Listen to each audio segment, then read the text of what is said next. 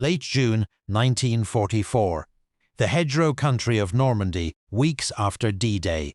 A Catholic chaplain named Father Francis Sampson moves from unit to unit of the 101st Airborne, asking for one man by name, Sergeant Frederick Niland, called Fritz. When he finds him, Sampson is carrying news no soldier wants to deliver.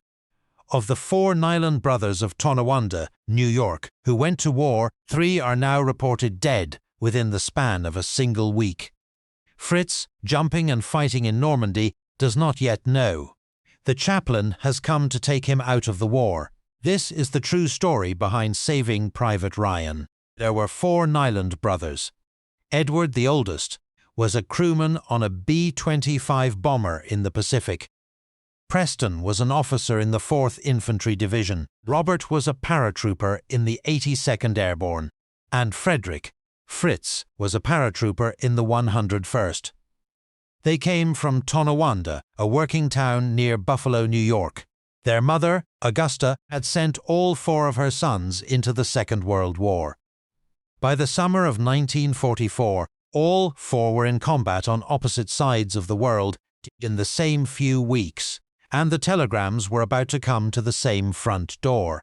But to understand how one family lost almost everything in a single week of June 1944, and how the United States Army came to pull one brother out of combat and send him home, we have to go back to a different family and a different tragedy 2 years earlier. The policy that saved Fritz Niland did not exist when the war began. It was written in grief after 5 brothers from one family died together on a single ship in 1942. To understand why Fritz came home, you first have to understand why the Sullivan brothers did not. We will come back to them.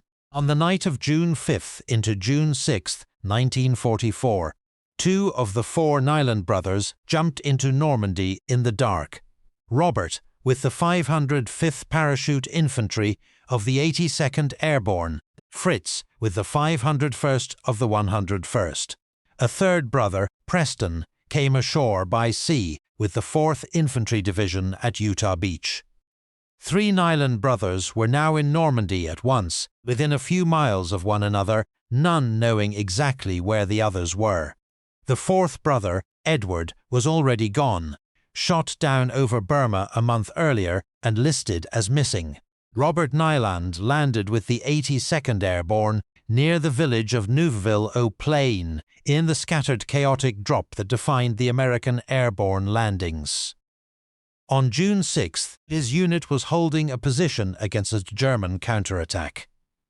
According to the account that reached his family, Robert and 2 other men stayed behind with a machine gun to cover their platoon's withdrawal, knowing they would likely not get out. They held long enough for the others to escape. Robert Niland was killed at his gun on D-Day. He was the first of the brothers to die in Normandy. He would not be the last.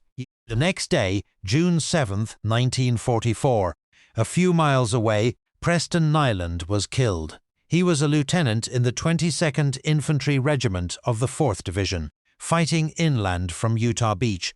The 2 brothers were now dead in 2 days, on the same small stretch of Norman ground, without ever knowing the other was near. Back in Tonawanda, the family did not yet know about either of them. The notifications moved slowly through the Army's casualty system.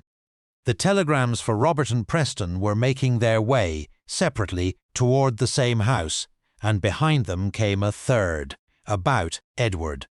Edward Niland, the oldest, had been a crewman on a B-25 in the China-Burma-India theatre.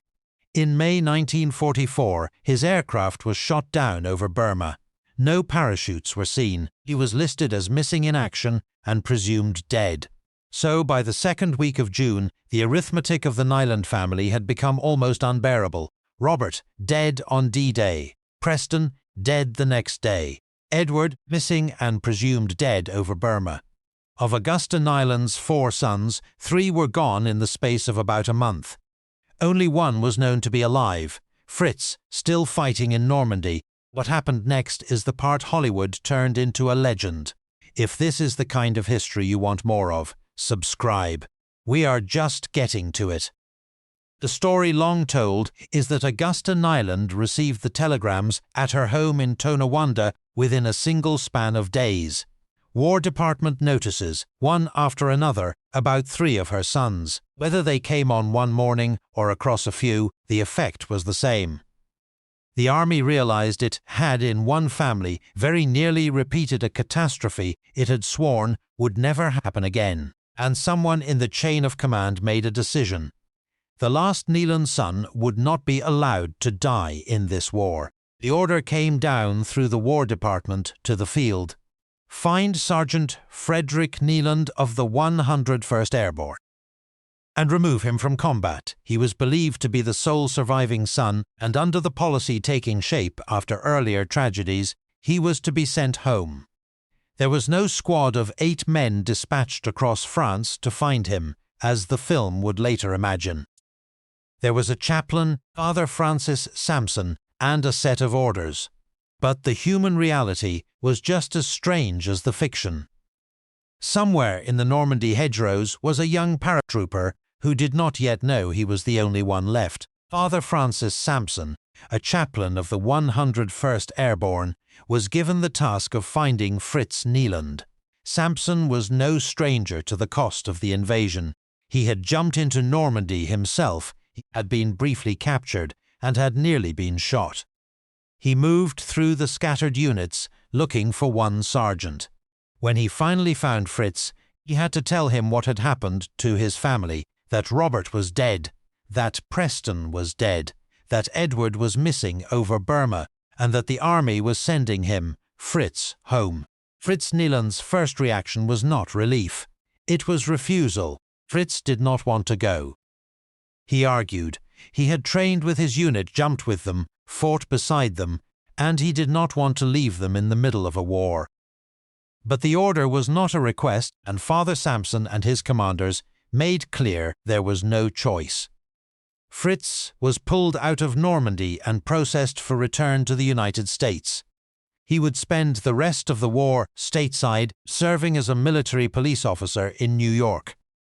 The boy who had jumped into the most dangerous night of the war was now, by order of the army, forbidden from dying in it.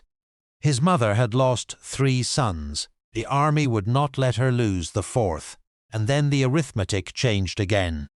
Edward Niland, the oldest brother shot down over Burma, listed as missing and presumed dead, was not dead.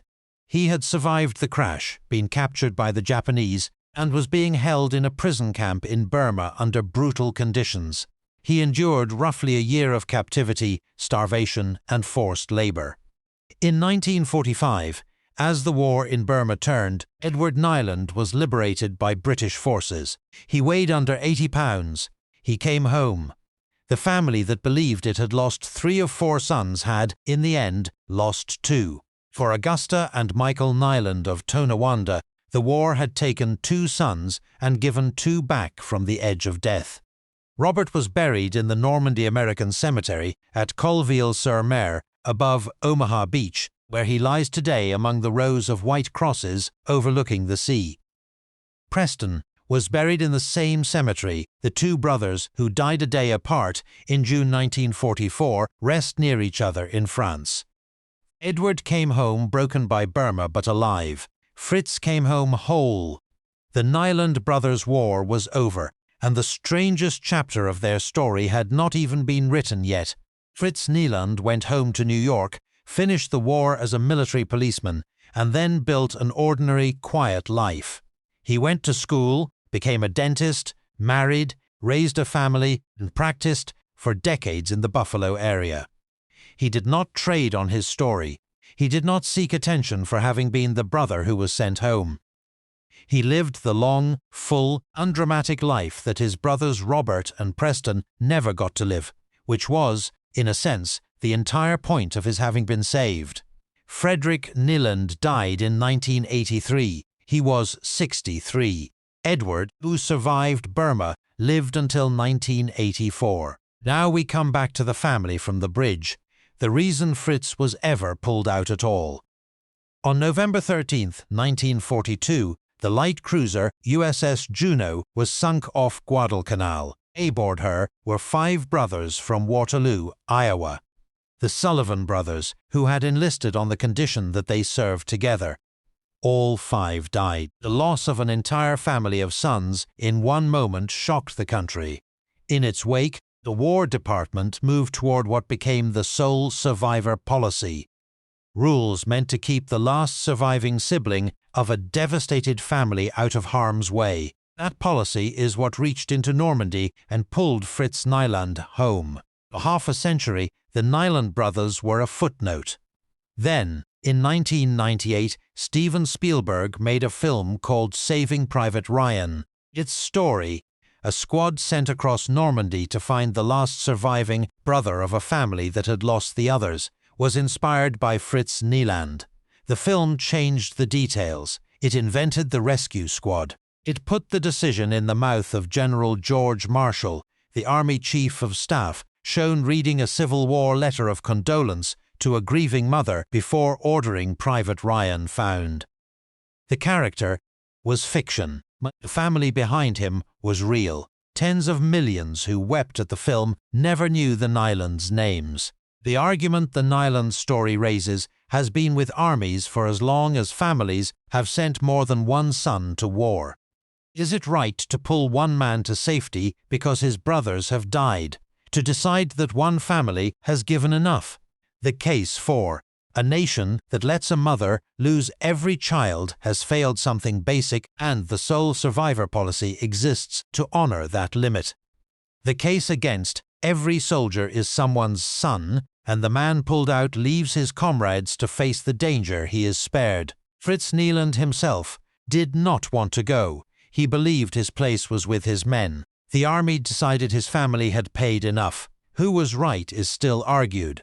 Sergeant Robert Niland died on June 6, 1944. Lieutenant Preston Niland died on June 7th. They lie a short distance apart in the Normandy American Cemetery at Colville-sur-Mer, above Omaha Beach. Edward Niland survived a Japanese prison camp in Burma and came home. He died in 1984. Frederick Fritz, the brother the army would not let die, came home, became a dentist and lived to 1983. The family that sent 4 sons to war got 2 of them back. The real Private Ryan was not a fiction saved by a squad of strangers. He was a paratrooper from Tonawanda who never wanted to leave.